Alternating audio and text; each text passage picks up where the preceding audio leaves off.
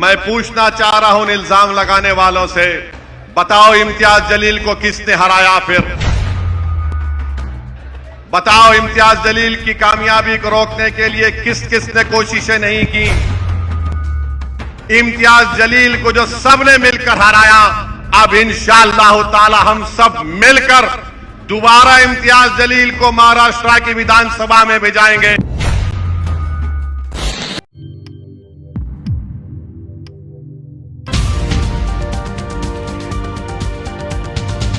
अस्सलामुअलैकुम आदाब दोस्तों, मैं हूं शम्स सईद और आप देख रहे हैं हर खबर अब तक। दोस्तों, जो खबर आज आपके साथ साझा करने वाला हूं वो महमूद मदनी और ओवैसी के उस बवाल से जुड़ी है, जिसके महमूद मदनी ने एक बेतुका बयान देकर किस तरह से पूरे मुस्लिम उलमा में और मुसलमानों में एक तशवीश का मौजू बना दिया है। दरअसल आपको बता दें कि एक नया वीडियो सोशल मीडिया पर वायरल हो रहा है, जिसके ताल्लुक से लोग बता रहे हैं कि ओवैसी ने महमूद मदनी को मुंह तोड़ जवाब दिया है। आप ज़रा उनका ये वीडियो सुनिए। बहुत ज़्यादा डिटेल में ना जाते हुए हम उनका वो भाषण आपको सुनाना चाहते हैं जो हाल फिलहाल में वायरल हो रहा है और हाल फिलहाल का ही बताया जा रहा है। पिछले 10 साल से बीजेपी की सरकार दिल्ली में है और महाराष्ट्र में बीजेपी शिंदे और अजीत पवार की मिलीजुली सरकार है। मैं आपको ये बताना चाह रहा हूं कि बीजेपी और तमाम सेकुलर पार्टियों ने मिलकर महाराष्ट्र के पार्लियामेंट के इलेक्शन में एक मुसलमान एमपी था, 48 लोकसभा की सीटें थी। सब ने मिलकर ये कोशिशें की कि इम्तियाज जलील को दोबारा पार्लियामेंट में हम कदम रखने नहीं देंगे और एक ही 1 पॉइंट एजेंडा था कि महाराष्ट्र से कोई भी मुसलमान एमपी बनकर ना जाए दिल्ली को। और जो एक एमपी जीत कर आया था महाराष्ट्र से, उस इम्तियाज जलील को हराने के लिए सब एक होकर एक मुसलमान को हराने के लिए इन्होंने कोशिशें की और इनकी कोशिशों की वजह से इम्तियाज जलील बहैसियत रुकने पार्लियामान कामयाब होकर नहीं जा सके। मेरी आपसे गुजारिश है कि जमहूरियत में अब हमको इस विधानसभा में अपने इत्तेहाद की ताकत पर हमको अपने मंजलिस पार्टी के उम्मीदवारों को कामयाब और कामरान करना है। मेरे बुजुर्गों, मेरे नौजवान साथियों, आपको ये याद होगा कि जब कभी भी मंजलिस इलेक्शन लड़ती है, मंजलिस के खिलाफ ये इल्ज़ाम लगा दिया जाता है कि मंजलिस फलां की टीम है, मंजलिस के लड़ने से वोट काटे जाते हैं। मैं पूछना चाह रहा हूं इल्जाम लगाने वालों से, बताओ इम्तियाज जलील को किसने हराया? फिर बताओ इम्तियाज जलील की कामयाबी को रोकने के लिए किस किसने कोशिशें नहीं की?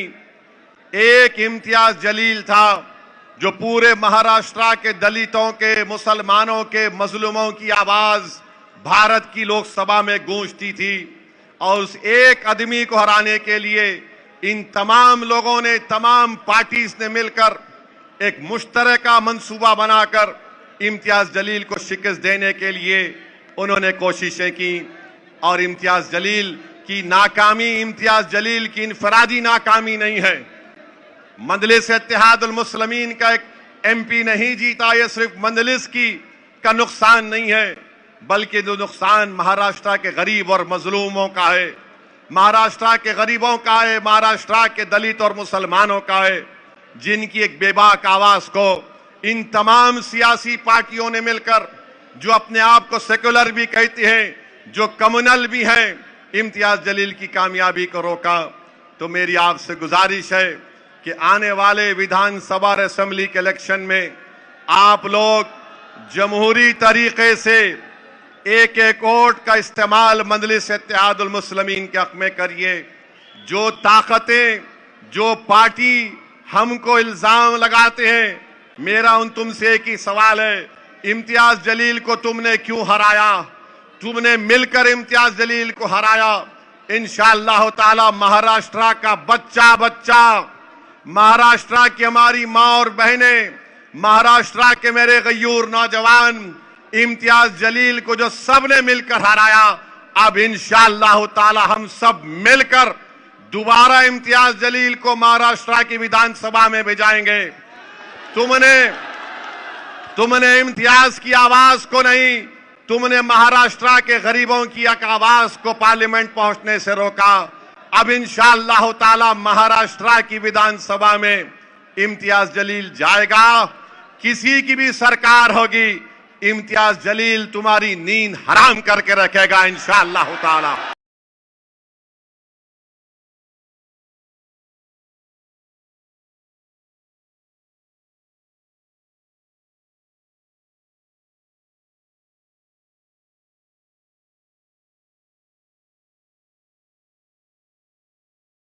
फिलहाल इन तस्वीरों में इतना ही दोस्तों। आगे फिर मुलाकात होगी आपसे किसी ऐसी खबर के साथ। तब तक के लिए जय हिंद, धन्यवाद।